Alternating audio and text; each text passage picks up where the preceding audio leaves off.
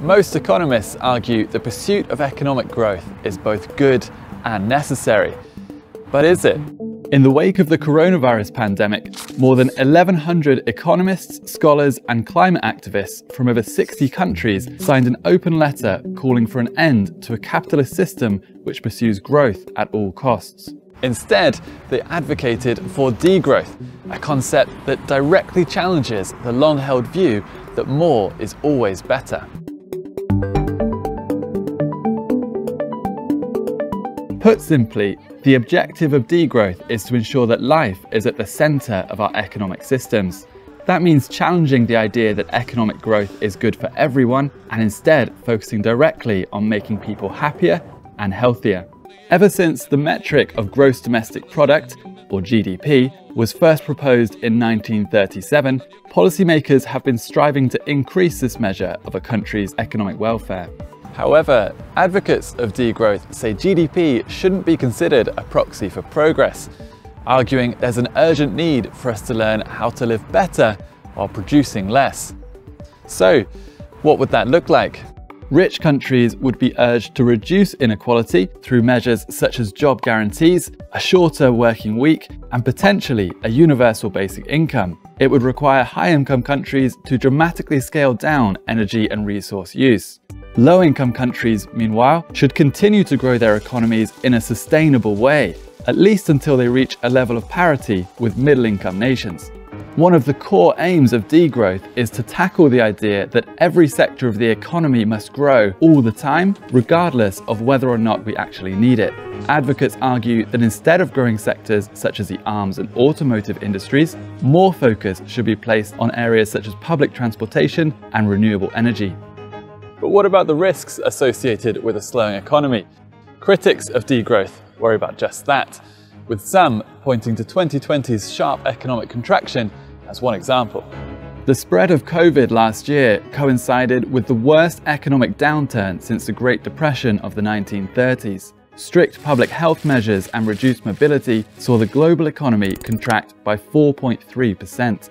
Some describe this sharp slowdown as degrowthism in action, though degrowthers themselves said this was misleading and rejected such criticism. They say degrowth is different because it is a planned contraction that aims to be equitable. By contrast, a recession is an unplanned event that can exacerbate inequality and reduce well-being. They even argued the economic crisis was in fact related to our dependence on growth. Leading proponents of the movement have also stressed that degrowth does not call for a reduction in personal income, noting that rich countries already have more than enough resources to secure good lives for everyone. While degrowth has received renewed attention in the wake of the coronavirus pandemic, the idea itself first gained prominence in the early 1970s. The history of the degrowth movement can be traced back to 1972, when French philosopher André Gorz first coined the term décroissance. Translated into English as degrowth, Gorz questioned whether the Earth's natural balance was compatible with the survival of a capitalist system that pursues relentless economic growth. In the same year, a think tank called the Club of Rome published a book entitled Limits to Growth. In it, researchers from MIT predicted that our seemingly never-ending appetite for industrial growth would see civilization collapse sometime in the 21st century. This idea was widely criticized at the time, and in 2002, one Danish academic even suggested the book should be relegated to the dustbin of history. Researchers at the University of Melbourne, however, argued that more than 40 years on, the book's forecasts appear accurate. And if we continue to track in line with its projections, we should expect to see the early stages of global collapse appearing soon. In the decades since these discussions were first published, increasing alarm over the scale and speed of the climate crisis has sharpened the focus on ideas that tackle rampant consumerism in high-income countries. So much so that in September 2019, Swedish climate activist Greta Thunberg delivered an emotional anti-growth speech at the UN Climate Summit in New York. We are in the beginning of a mass extinction, and all you can talk about is money and fairy tales of eternal economic growth. How dare you! Despite the ongoing pandemic, a recent global survey found that most people perceive climate change to be the biggest threat to their countries. The United Nations has recognized the environmental emergency as a defining issue of our time. warning that in order to keep global warming below 1.5 degrees Celsius, global emissions must be cut to zero by 2050. That's a huge undertaking, and one that will require far-reaching and unprecedented changes across all aspects of society. With worldwide mobility brought to a standstill in 2020, the coronavirus crisis led to the largest ever decline of global emissions on record.